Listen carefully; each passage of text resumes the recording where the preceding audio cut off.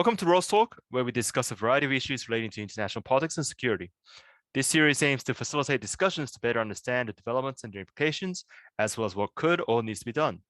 As always, I'm your host, Ryo Hinata-Yamaguchi, Project Assistant Professor at the Research Center for Advanced Science and Technology of the University of Tokyo. Ryo, it's a real pleasure to be here with you again. I'm Chris Lamont, a Associate Professor of International Relations at Tokyo International University, and also a visiting researcher here in roles at the Research Center for Advanced Science and Technology at the University of Tokyo. I think, Ryo, we had left the last discussion promising a more in-depth discussion of security challenges facing Japan in 2022 and beyond. And I think starting today's discussion, we can't not mention the recently concluded Shangri-La Dialogue. Yeah. Of course, Shangri-La Dialogue is described as Asia's premier defense summit. It's, I guess, analogous to the Munich conference that takes place annually over in Europe and brings together high delegations from both the region and the world. And of course, at this year's Shangri-La Dialogue, there were kind of two things that I guess I can start by highlighting, but there are many, many things to talk about. I mean, the first is the shadow that Ukraine cast over this year's dialogue. I mean, Ukraine's president Zelensky joined the dialogue virtually, and also there are a number of almost kind of ominous sounds of warning states, I guess, or warnings for East Asia not to repeat the deterrence failures that we saw in Europe that brought war back to the European continent. And of course, the keynote speech of this dialogue was delivered by Japan's Prime Minister Kishida. And in this speech, he set out kind of his vision for peace, which included 5 core principles. I guess we can just start by kind of naming them all here and then going into some of them in more detail. But the first was maintaining and strengthening a rules-based, free and open international order, something we've heard a lot about from Tokyo over the years. And the second is enhancing security. And the third is promoting realistic efforts to bring about a world without nuclear weapons. And the fourth was strengthening the functioning of the United Nations, which is also kind of a longstanding pillar of Japan's foreign policy. And the fifth is strengthening international cooperation. Now, I think for the two of us, number 2 that I mentioned really stands out there. Enhancing security. What exactly does this mean? Yeah. And also, I guess we can think about this in the context of a recent policy proposal that came from the LDP that discussed things like counterattack capabilities and kind of a shifting Japan's security posture. So Ryo, can you tell me more about kind of what you read into this second point? Yeah, and it's like really like where to start. It's like, so as we all know, like by end of 2022, this year in December, the Japanese government's going to be issuing the new national security strategy and the national defense program guidelines. National security strategy is about 10 years, has a lifespan of approximately 10 years, and national defense program guidelines somewhere around there, but it often changes in between. And so the national security strategy, we all know what that is. And national defense program guidelines, that's like the defense planning doctrine to achieve national security strategy, right? And so there's a lot of discussions, Chris, as you just said, about, what's going to go on, what's going to be in there, what's not going to be in there, and things such as counterstrike. I think that's a part of it, but not the part of it. In other words, there's going to be a lot of other agendas, that's going to be tossed into this whole thing. There's discussions about defense budget and all that. So there's a lot of things that we have to discuss here. But just going back to your point about, Prime Minister Kishida's speech at the Shangri-La Dialogue, so, we have those 5 points. And in fact, there's also another one to the 5, and that's economic security. So there's a lot of things that, the Kishida government has put out there.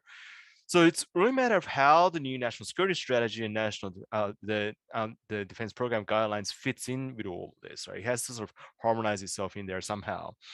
And when you say number 2, about national security, there's 2 elements to this, and sort of, I guess, like back to back. And there's here, Prime Minister Kishida was talking about national defense capabilities, that is the capabilities of the JSDF, self-defense force, but also the Japan-U.S. alliance, and also others of hard, so these more traditional security partnerships. And so this one, of course, is just one of the 5 points that he just laid out. But this is one that's going to be fairly challenging domestically. Of course, internationally, the world without nuclear weapons, that's a hard one.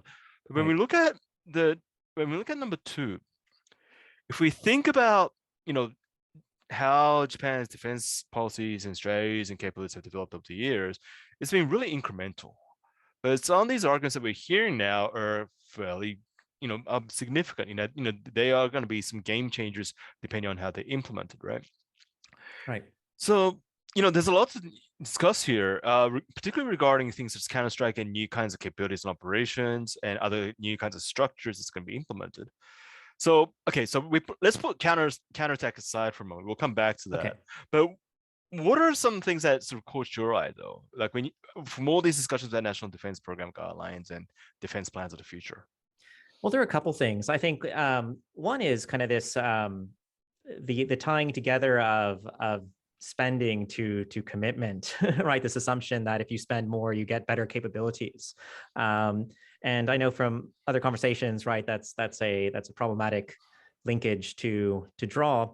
And also kind of these questions or kind of closer coordination with partners beyond the United States, right? So if you're thinking about the U.S.-Japan alliance as kind of this kind of longstanding cornerstone and also kind of as a focus, but thinking in terms of, for example, NATO, right? And engagement with kind of a broader coalition of countries. So I think these are two things that that stand out as of interest. How this is going to work and what this exactly means, right? From the perspective of the U.S., there's a lot of there a multitude of challenges that are being confronted by the Biden administration.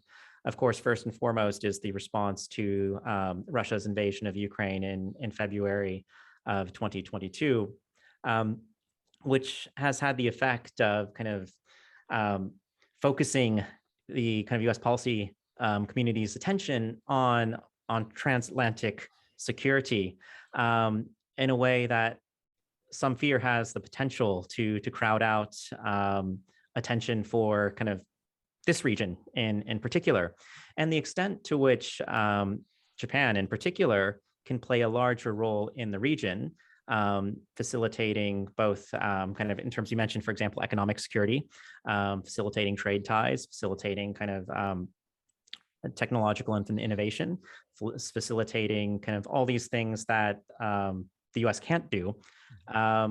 This is something that definitely would be welcomed and encouraged. Yeah, and you talked that you mentioned the word spending. Right. That's actually one that I'm really sort of cautious of in many ways, because sometimes it can give the wrong expectations to others, to other countries, particularly the United States. There's always called for Japan to sort of spend more, but there's something about that, because we often talk about things such as, well, Japan's only spending 1% of its GDP on defense planning. That's true. But that's the annual budget, right? If we put in the supplementary budget that comes in towards the end of the financial year, then already it's probably gone over that 1.0% anyhow. I would say probably 1.1, maybe 1.2. I don't know. I don't have the exact figures here. But when we say increasing defense spending, although of course we are still yet to know exactly how much Japan's actually going to spend, it might not actually be that big of a shock in budgetary terms, right? If it's 1.3 or 1.4, whatever, because if we put in a supplementary budget, Japan's already spent a hell of a lot anyhow, right? So that's something that I think we have to take note of when it comes to defense spending, in that 1% was more of a presentation, right, that the government has given out, but in fact Japan has actually spent a little bit more than that, if we can include a supplementary budget. The other thing that I'm cautious of regarding defense budget is that although I agree that Japan should spend more on defense, there is one thing that Japan has be careful of is that he has to make sure that he corrects its defense planning doctrines and all these different bureaucratic mechanisms and so forth, before sort of, jumping to 1.5 or 2.0 or whatever percent. Because otherwise, right, if you have like a bucket with a hole at the bottom, no matter how Right. much water you put in there, it's just gonna pour out the other end. So, he has to sort of fix up the bad, so the problematic aspects or sort of wasteful aspects or inefficient aspects, correct those, then increase defense spending, and then things are really gonna, come along well. And that's just one thing that I always warn, right, to fellow analysts and also, people in government and wherever else, that these are things that we have to look out for when we look at defense planning. And yes, when we also, you talk about spending, you talk about expectations, you talk about coordination, all that, and that's all good. Again, like, although a lot of people say, well, this is going to be a big one, I have a feeling that this is going to be big in Japanese terms, but not so big in international terms. Right. In 2015, we had that legislature for peace and security, which included Japan's right to exercise collective self-defense. But in the end, we had a lot of countries saying, well, it's still very restrictive compared to our country. So Right. And I think one thing that does kind of stand out in going through a lot of these documents is how they're often prefaced with an emphasis on how severe the security situation has become. You saw that in the policy recommendations from the LDP, and talking about doing national security strategy since 2013, but the international environment that Japan finds itself now in is one that is exceedingly dangerous in a sense, kind of perhaps preparing the public for, as you said, these more radical changes to Japan's defense and security posture that might be coming down the pipeline. yeah. And on that point about security circumstances and conditions that Japan faces, okay, here, this is again where I always try to be careful here. China, North Korea, Russia, they're the three countries that Japan's threatened by, frankly. And however, those are the same three countries that Japan has been looking at for the last 20, 30 something years, right? If not Right. even more. What's changed in recent years is really the way in which they are doing things. And it's not just about, who they are. The conflict, I don't think it's not about ideology. It's not the Cold War. Rather, it's about how they're doing things. So we see hybrid warfare, showing its new face, right? With new technologies, particularly social media and all these other kinds of things. So hybrid warfare is one. New and emerging technologies, right? There's a whole array of them. And you do things on AI, and new and emerging technology that is Right. changing the capabilities and readiness of these countries. And then we also have others, such as cooperation amongst them, or between China, North Korea, and Russia. And we talked about this in the last session as well. In that, again, we can't just look at the threats, right? That's obvious. Right. We also have to look at the trends, and that's what Japan's really not ready for, or not ready enough for, particularly when it comes to things such as cyber. That's something that Japan needs to work on. So I think, like, when we look at new defense strategies and so security capabilities and all that, Right. it's not all going to be about buying new guns and missiles. That's one part of it. But it's also going to be many other things, such as information security, information warfare, electronic magnetic warfare, cyber, and all that. And so, Right. like, Counter-Strike, and you and I, we've talked about this a lot. What is Counter-Strike? Well, again, Counter-Strike can come in various forms, but for Japan, it's quite specific in that, I get some media inquiries here and there, and I get questions here and there about this. But one thing that I always, tell the people is that this is not about Japan getting preemptive strike capabilities or preventive strike capabilities or first strike capabilities. Rather, it's about Japan hitting back at a country that fires missiles at us. And well, what is the purpose of that? Well, you first demonstrate to them, look, if you hit us, well, we're going to hit you back, so you're going to be in pain. That's one.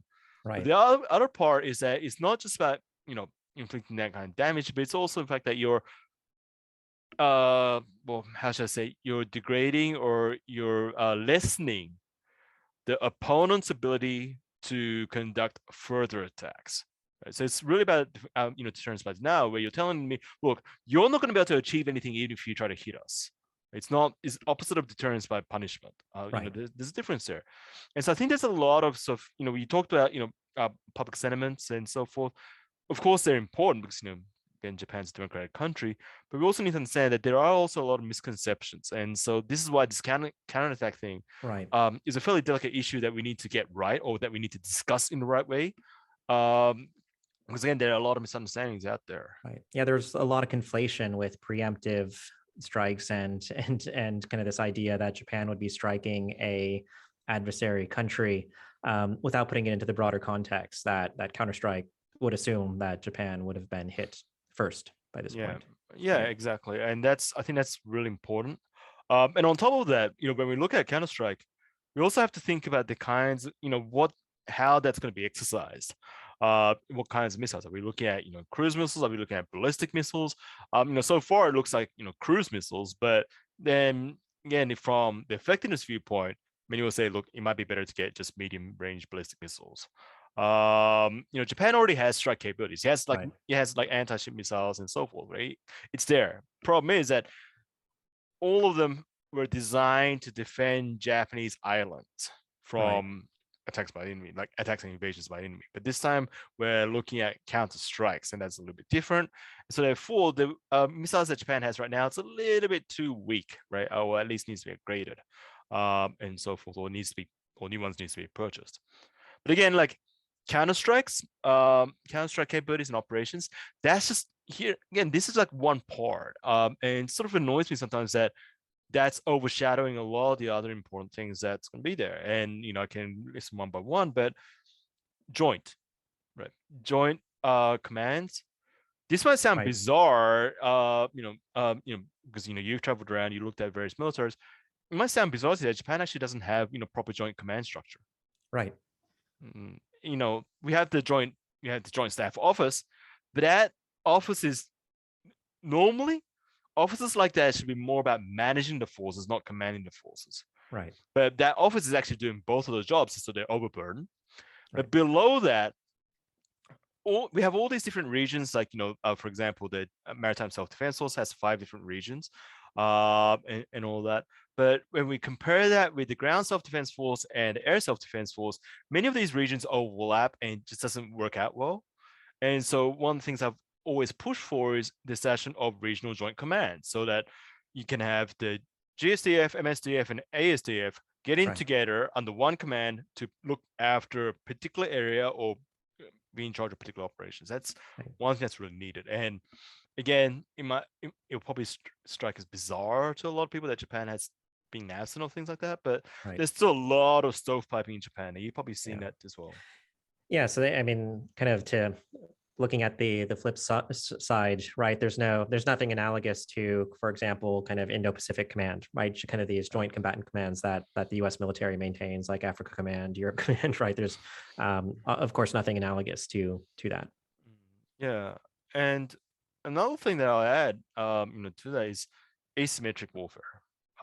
In that, again, when we look at China, and when we also factor in the point that Japan is facing off against not only China but also North Korea and also Russia, uh, that means that Japan has to use its resources wisely, and that there are also limits to what Japan can do. Because if you focus too much on one, well, that can overstretch your capabilities to deal with other threats.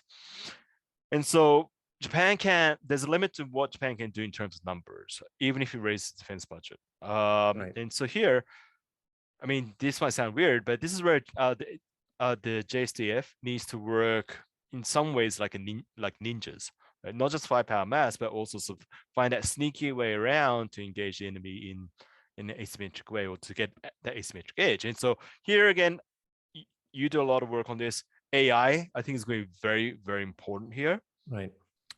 Other things like quantum computing, robotics, also submarines, and maritime. I just mentioned submarines, but in maritime, we also need to think about things such as sea mines.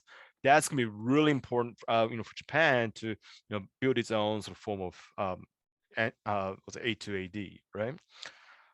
And so I think that's something that Japan needs to look at, is like find ways to get that asymmetric edge right, and not fully rely on some massive firepower in that.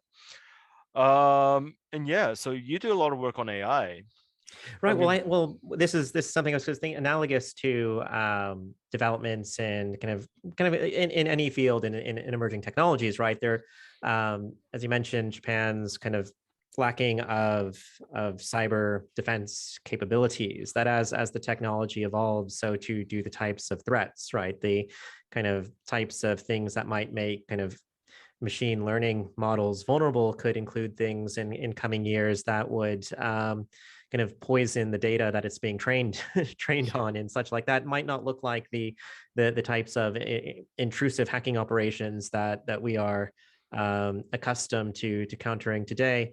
and and likewise, you might look at kind of developments such as hypersonic missile systems and the ability to counter those. Right? Does missile defense, like we talked about a couple of years ago, there was a tremendous debate surrounding Aegis Ashore and Japan's decision to not go through with that.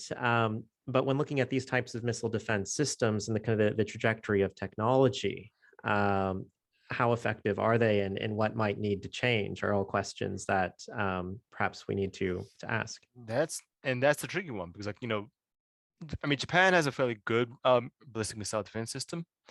The problem is that the adversaries and competitors have built missiles to try and get around those ballistic missile defense systems. Such as, we have maneuverable glide vehicles that can sort of dodge their way. They fly in a really strange trajectory at a very low altitude, so that potential to penetrate the ballistic missile defense systems that we have right now.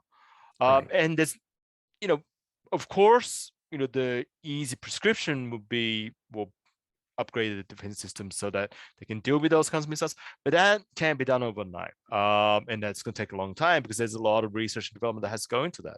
So that's why, counterattack is, so the other side of missile defense might sound strange, but missile defense is not all about intercepting missiles. It's about protecting your country from ballistic missile attacks or other kinds of missile attacks. So interceptions, one, definitely important one, but you also need the other side, the offensive side, and that's where counter strikes come in. Or with some other countries, they might do it. They might even go further, and they might even look at preemptive or preventive strikes. But at least for Japan, it's counter strikes, right? Let's be clear on that. But that's where we have to take that balance, and I think that's where Japan is going. Why Japan's gone down that path to sort of acquire that offensive side of ballistic missile defense.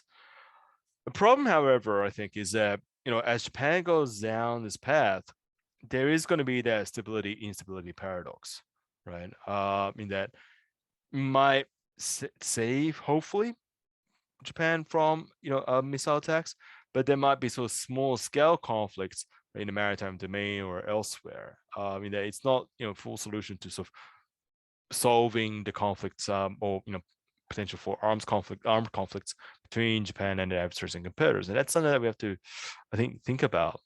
But again, like if we go back to the other kinds of technologies that Japan should look at or should pursue more of, again, for me, AI and robotics, that's the big one. If I and I do a lot of things on maritime and naval strategies. Again, aircraft carriers and all those kinds of things, they're great.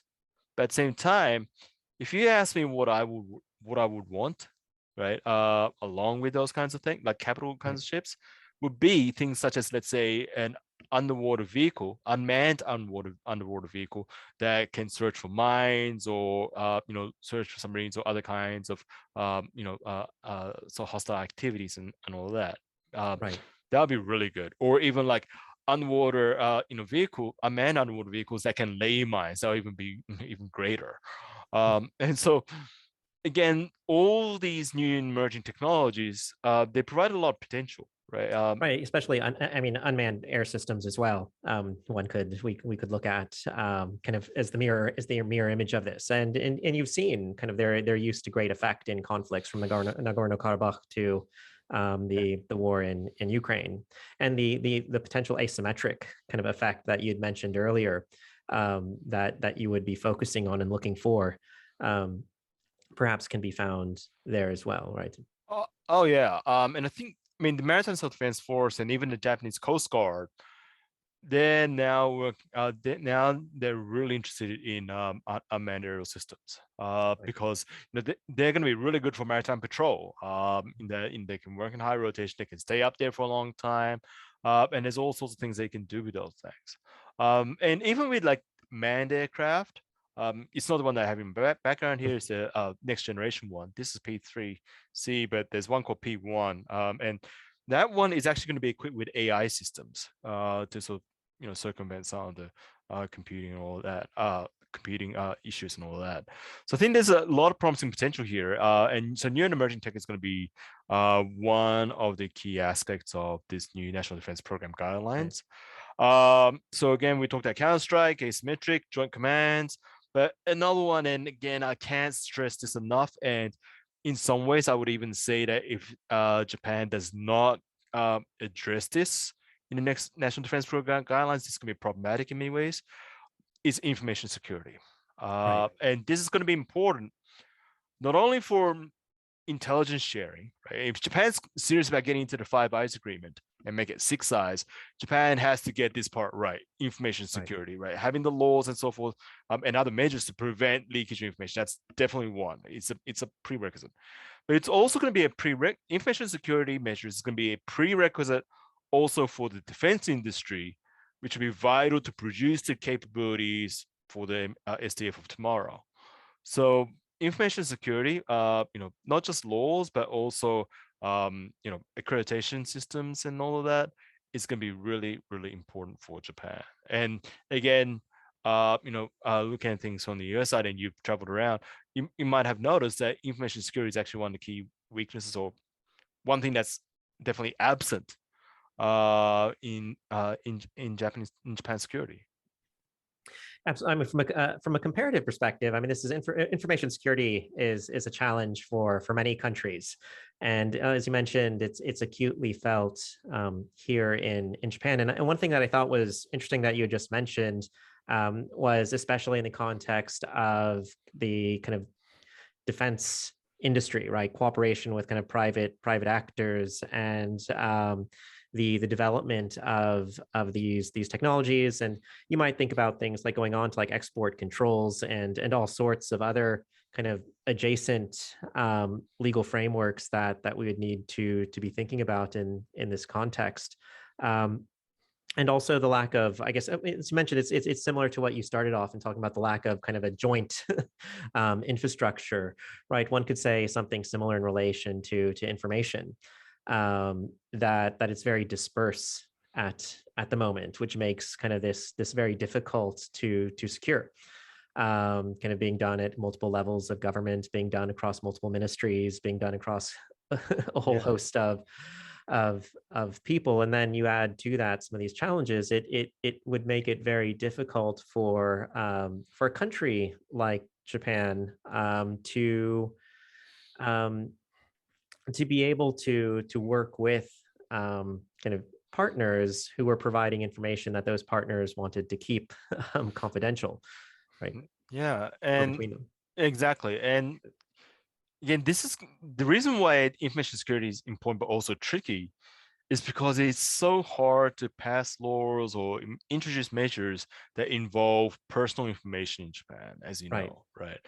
I mean, Japan. I mean, for those of you who are not so familiar with Japan, we have a thing called my number card, right? It's like a tax file number. Is Yes. that yeah, yeah. Well, yeah, it's like it's kind of like a social security card, but like a kind of a digital version that hooks you up to like local government and kind of different, Yeah. right? It's yeah. I mean, and Chris, you know this, the level of sensitivity surrounding that, even when they introduced that system and all Right. that, I mean, it was really controversial. And Right. so, like, when it comes to information security, it's not just about protecting information, but also keeping track of who's involved.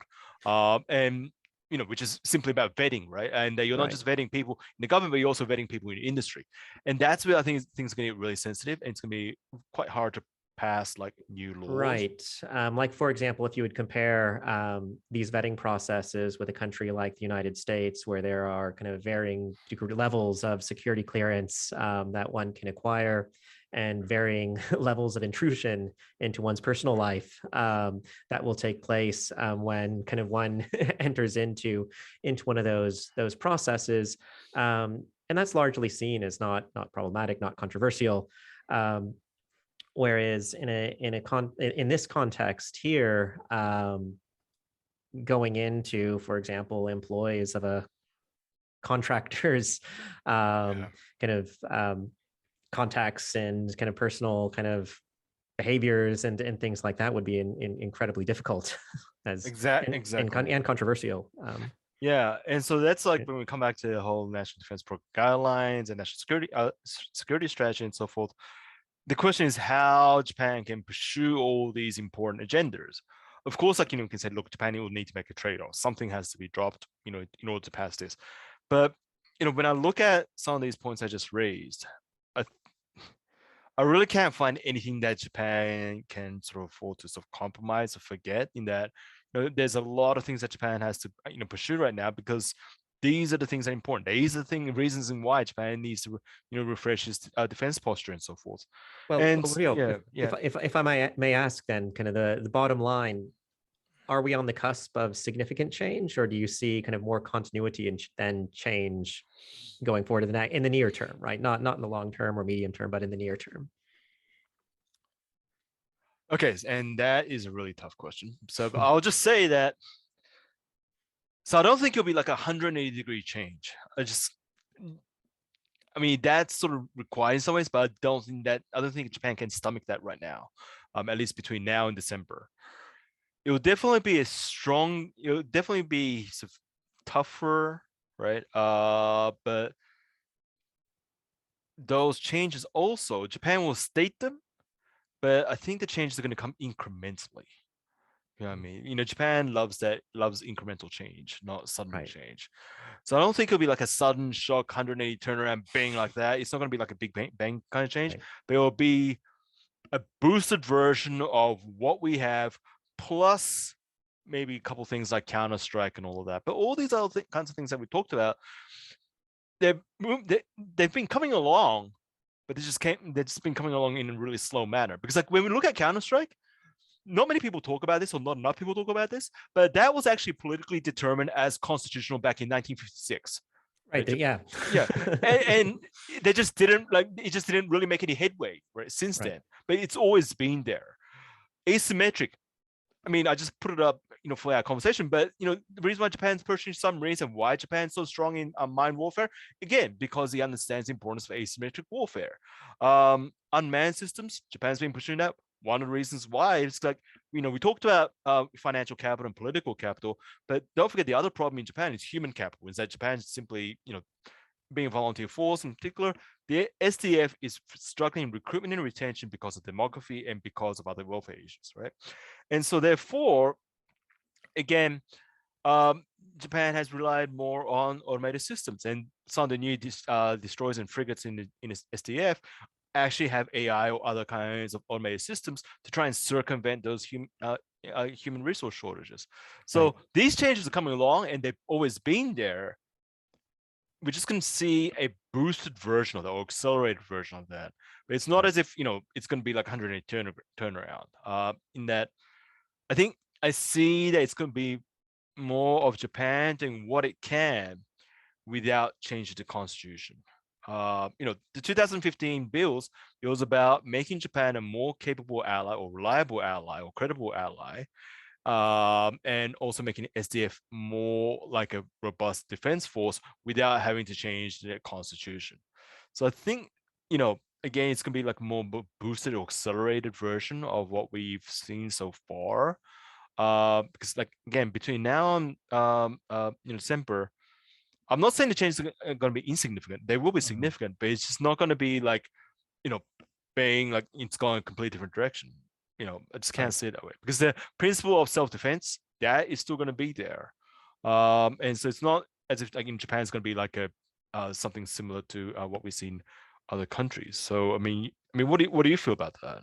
Right. No, I absolutely agree in the sense that there won't be kind of that a radical kind of change overall. But as you mentioned, there seems to be a shift in direction Mm.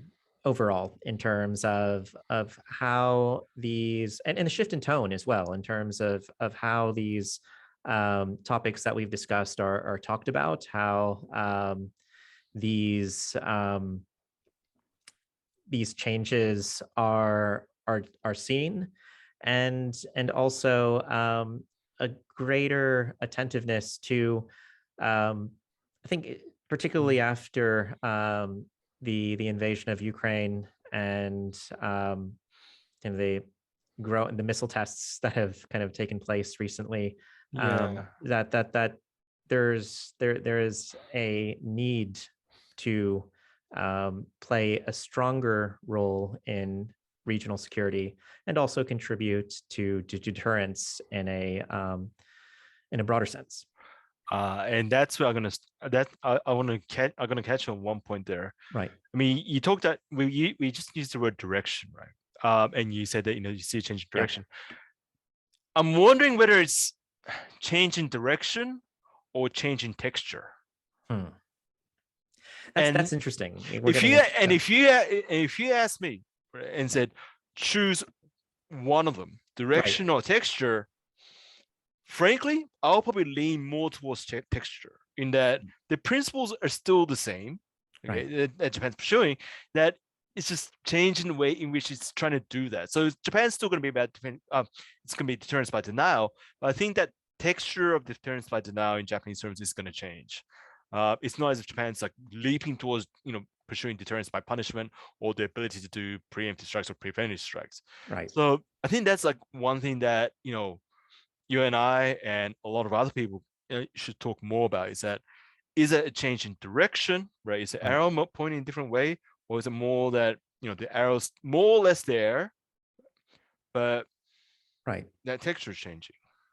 Right. Well, I think what you've really put your finger on there is something that's very important. That there isn't an overall change in strategy or posture, but rather different ways of going about achieving the same aim.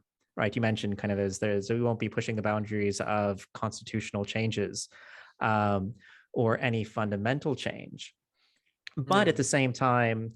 Um, I want to go back to the analogy of the bucket because I find that is very helpful that you mentioned early on in this interview that if you keep throwing water into a bucket with a hole in it, that the bucket will continuously like like yeah, shoot out water from the other side, right? I don't have to explain this yeah. analogy in great detail.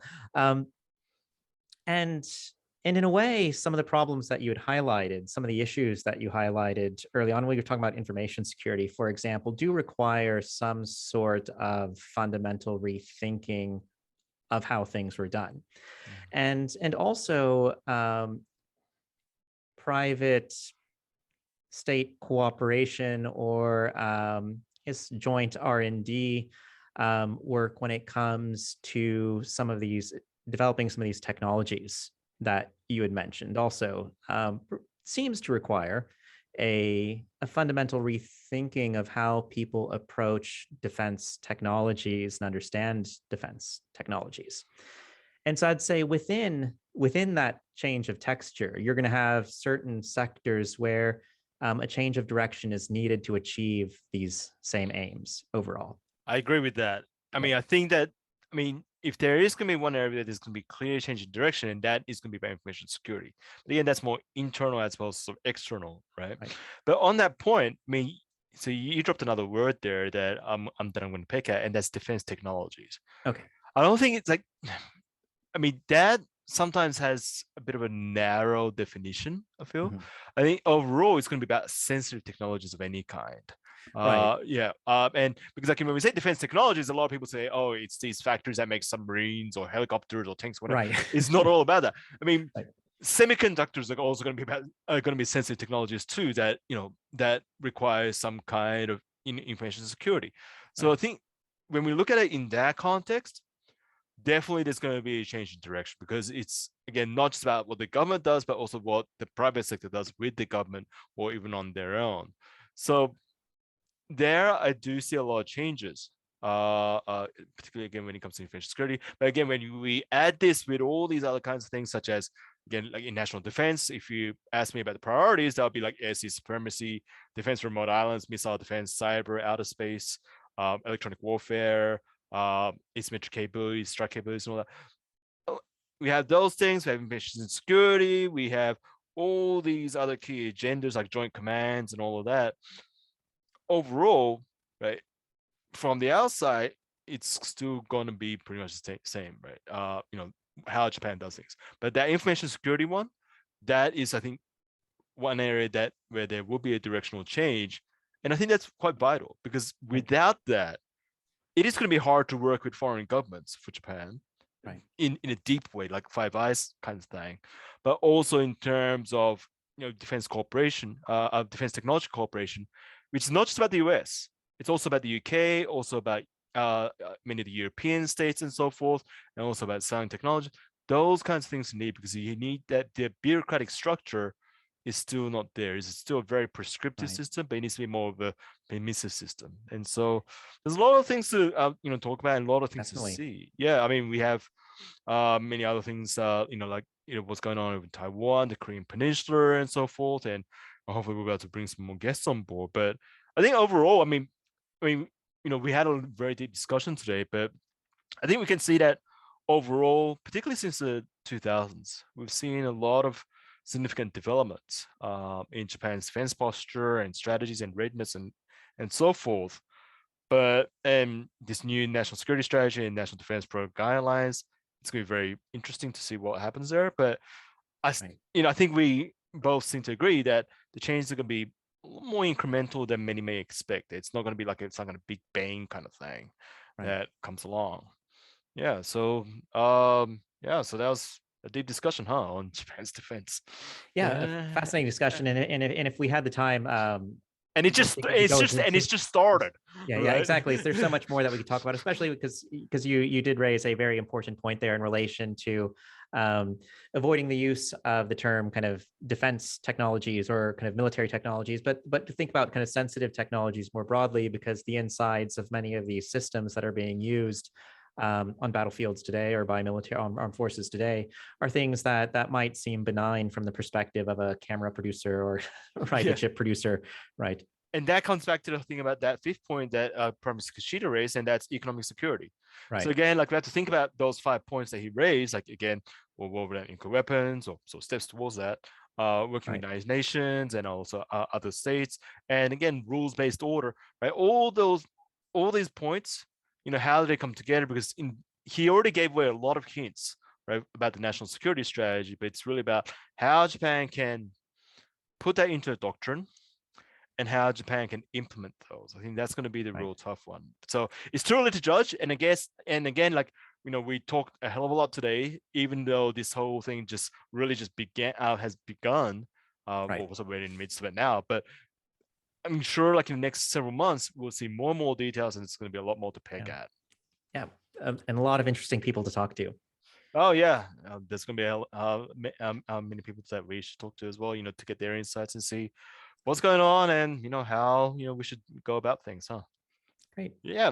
Well, it's a pleasure as always talking with you, Ryo. Yeah, it's always great. We always talk like, pretty much every day. And you're actually in my office and I'm at home. So exactly. Yes. And then I'll probably see you sometime soon and hey, okay. But again, it's always great. Talk, and there's a lot more to talk about as well, as you can see. Okay. Definitely. Yeah. So that's it for this episode of Rolls Talk. Thank you for tuning in, and please don't forget to subscribe to our channel, as we'll be bringing you many more exciting episodes. So stay tuned, and until then, take care.